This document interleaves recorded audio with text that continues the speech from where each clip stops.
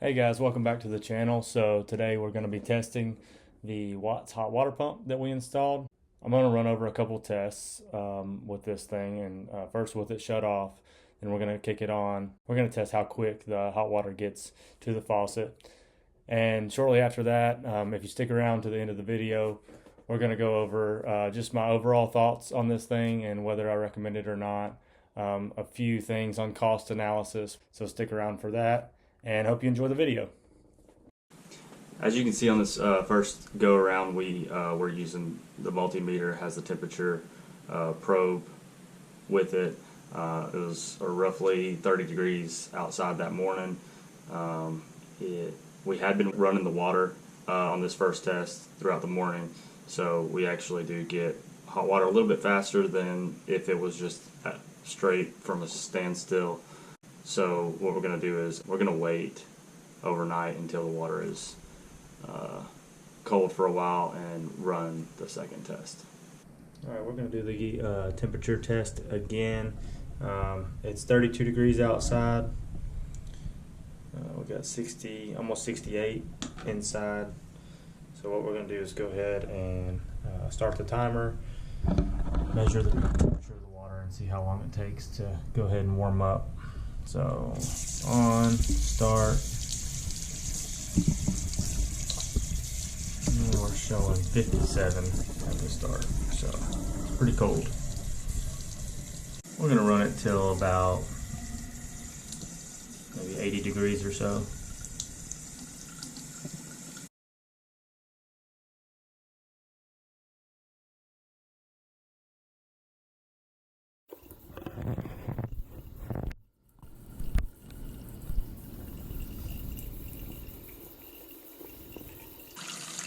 We'll speed this video up so that we don't have to sit here and watch the whole thing.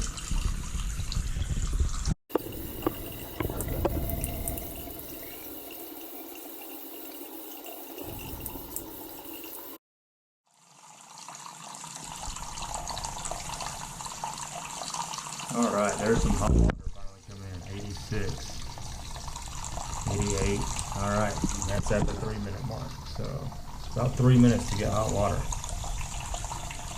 So I went ahead and waited until it was a cold night, and then the first time using it with the water sitting in the house, under the house for a while to get cold.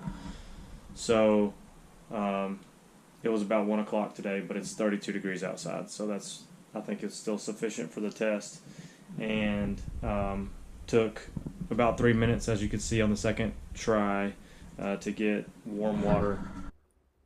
So the pump just kicked on. You can't hear it running at all. It's really quiet. You can feel it running, but you can't hear it. So this could be a good installation for if your hot water heater is inside the house. So what we've found out with running this thing in a few different time frames throughout the past week is that if you really separate these out and only let it run for 15 to 30 minutes at a time, it's not really going to have a big effect on your water, because the hot water is not really going to stay in the line under the house. It's going to cool off fairly quickly. So I was thinking that it would stay hotter for longer. It really doesn't. So what you're going to want to do is a 7 to 7 schedule. That means in the morning it'll be heating all the way through the day. It'll be heating overnight. We don't need that immediate hot water. So we're just going to try this throughout the day, and we're going to go take some more temperature readings now that the pump is running and see how instant that hot water gets there. Alright guys, yes, we'll be using a grill thermometer on this one. As you can see, I tried using the multimeter temp meter. It worked great. There's no reason that I'm not using that. It's just that I have to go out to the garage to get it, and this is more convenient. So we're going to use that.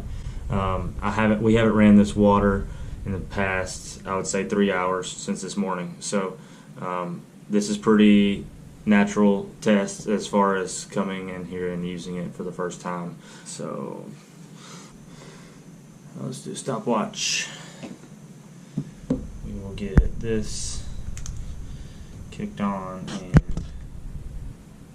70 degrees in the house, and it is 42 outside today. Last time I did the test, it was 32 in North Carolina. So let's kick this on. We'll hit the start button. 66. Not really going below 60. It's already 75, so that's pretty cool. And we're already at 83, 86, and that's in what, 22 seconds. So there you go, 95 degrees, and we got nice hot water. So gotta love that. And just for the fun of it, we can do the cold side, see if it's circulating through the cold line, if it's really affecting this side too much. And it's dropping. You can stop the timer. So it dropped a little bit and then it started picking back up, 80 degrees. So you're not going to get really cold water out of the cold side, but I'll be honest, I don't know who really needs cold water out of the cold side anyway. Most people want hot water, so I think it's going to be alright. So if you have any questions about if you would do this or if I recommend it, I would say that I do recommend it. I mean, it's giving you quick hot water right when you need it. The only thing I can't really attest to at this time is how much it's going to increase your electricity bill. I'm going to go outside and actually check the side of it there. It looks like it has wattage and the voltage posted on the side, so we'll see how much. It says you can conserve 12,000 gallons annually. I'm assuming this is from not running your shower for those extra 3 minutes to wait till your hot water gets to you. Although you're spending that water money on electricity to keep your water warm. So I'm not sure how helpful that actually is. But let's look at the side of this case and see what the wattage is that it's pushing, and maybe we can do a calculation on how much electricity it's going to use. 0.22 amps, 25 watts. See if we can do a calculation on how much 25 watts is in a day and how much that would cost real quick. So if it is 25 watts per hour and we're running 12 hours per day, that comes out to 0.3 of a kilowatt. And you can do the math pretty easily with that information. You can look up your kilowatt hour price in your city, and it's going to show up like Greensboro.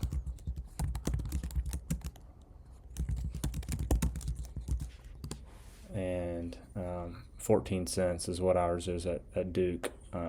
It's been 13, but yeah, so 14 cents per kilowatt, and you can do that pretty easily. That's 0.042, so nearly a nickel a day, and this is a rough estimate for the 25 watt pump. I've actually read a few places that it runs a little more than that, maybe 40 watts. I think they actually make one that pulls more than 60 watts, so these numbers are going to vary a little bit, but if it is 25 watts, you're roughly a nickel a day for 12 hours of run time. And this is not going to include the costs that it's going to take for the hot water heater to continuously heat the water in the pipes. This is just the pump estimate. So when you start to talk about the actual cost of the hot water heater running annually, I've seen some videos. I'll try to link one in the description if I can do that. Can you afford a hot water recirculator? This video right here, I recommend watching it. He has a good breakdown on, he has a natural gas system. So it's roughly estimate between $30 to $65 a month.